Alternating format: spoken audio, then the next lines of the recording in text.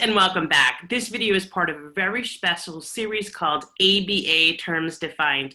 Today we have a special guest who's going to be defining some ABA terms for us. Oftentimes as practitioners, we forget what these terms are. As parents, your therapist might be using them, you may not understand them, or maybe you're studying to become a BCBA or an RBT. If so, we're here to help. My name is Jessica Leichtweisz. I'm the CEO of Help Education Services.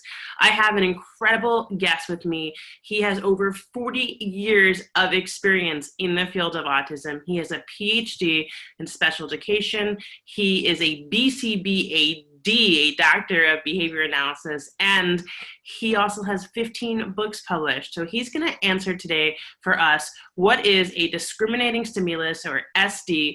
Thank you so much, Keith Storey, for being on here today and for shedding light on this definition or defining this for my audience.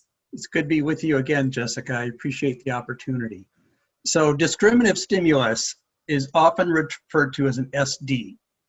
But what it basically is there's a cue in the environment that you want the child or the learner to respond to.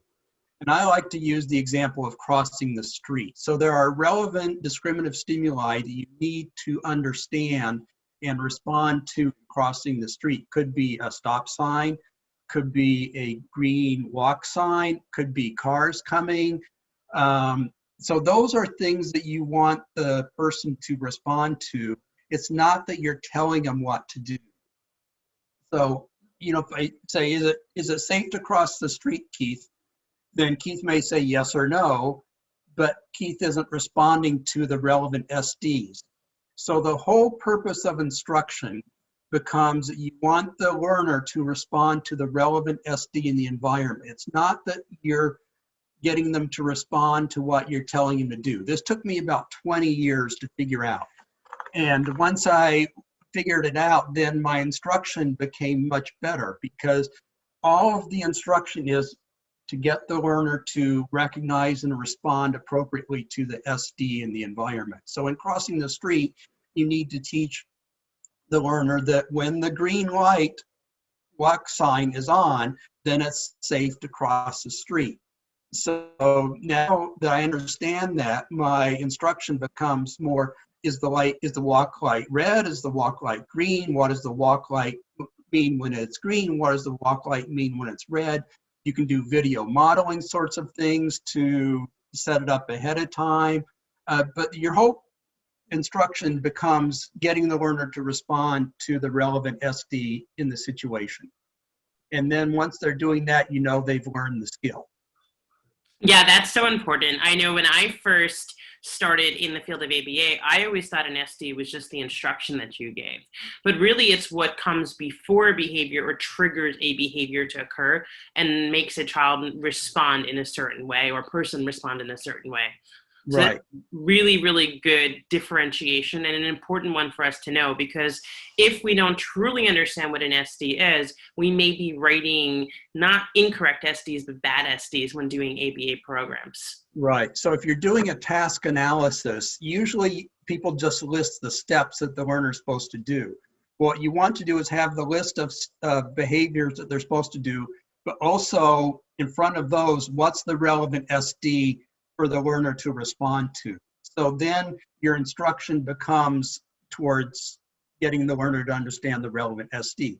And you brought up the issue of cues or prompts, which is really important, because sometimes people think, oh, I'm prompting the learner to do what they're supposed to do, and they do it, and they've learned the skill, but all they've learned is that they respond to what you're telling them to do. And that creates what's called learned helplessness, where the learner, especially a lot of children with autism, become very passive and they wait to be told what to do rather than them out responding to the natural SDs in the environment. Yeah, that is incredible advice. And thank you so much for coming on here and really clarifying what an SD is.